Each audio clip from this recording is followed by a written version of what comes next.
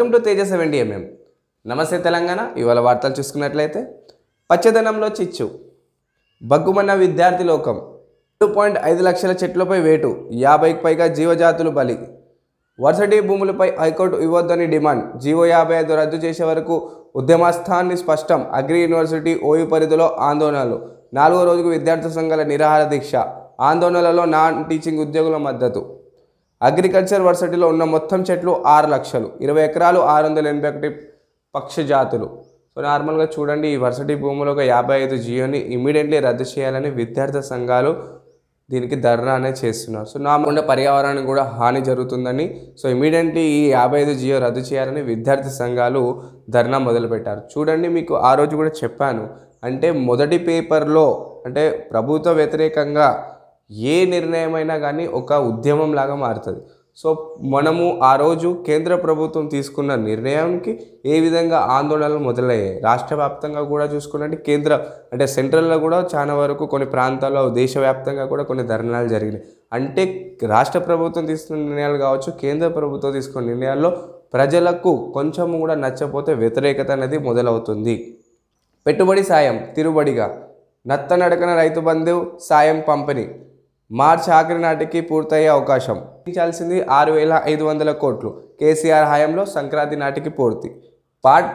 Smart ఫోన్కు ఇక కాలం చెల్లు, పాకెట్లో ఇమిడిపోయే rabbit R1 phone, camera, magic system, tab, అన్ని ఫీచర్లు యువసేవలో ఒకే దగ్గర సరికొత్త AI డిజైన్కు తీసుకొచ్చిన ర్యాబిట్ R1.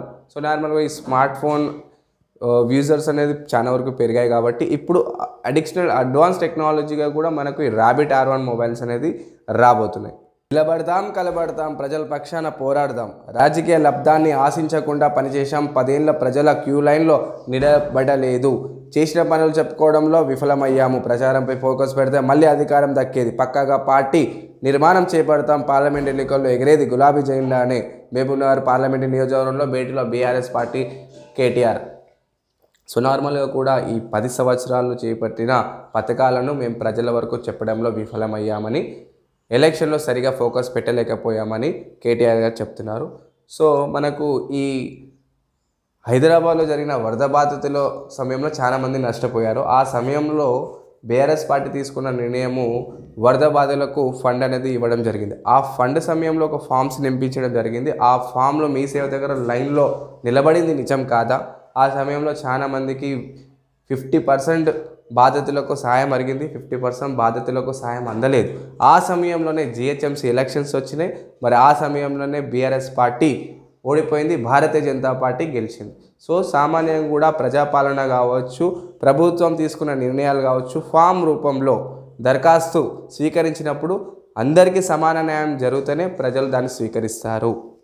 ధార్మికమా, రాజకీయమా, సనాతన ధర్మాన్ని అపహాస్యం చేస్తారా? ప్రధాని గర్భగుడిలో ప్రతిష్టాపన చేస్తుంటే పీఠాధిపతులు బయట చప్పట్లు కొట్టాలనా? నిర్మాణం పూర్తి కాకుండానే ప్రాణప్రతిష్ఠ, ఎన్నికల లబ్ధి పొందాలనుకునే ఇదంతా, శంకరాచార్య పీఠాధిపతులు ఆగ్రహం, అయోధ్యకి రానంటున్న స్పష్టీకరణ. సో మామూలుగా కూడా ఈ అయోధ్య శ్రీ రామ మందిరానికి ఇటువైపు కాంగ్రెస్ నేతలకు కూడా ఆహ్వానం పంపడం జరిగింది, కొంతమంది పీఠాధిపతులకు కూడా ఆహ్వానం పంపడం జరిగింది. సో ఇటువంటి కొంతమంది పీఠాధిపతులు నరేంద్ర మోదీ గారు గర్భగుడిలో ప్రతిష్టాపనని స్వీకరించడం లేదు, రామ మందిరానికి మేము రాము అని కాంగ్రెస్ నేతలు కూడా చెప్పడం జరిగింది.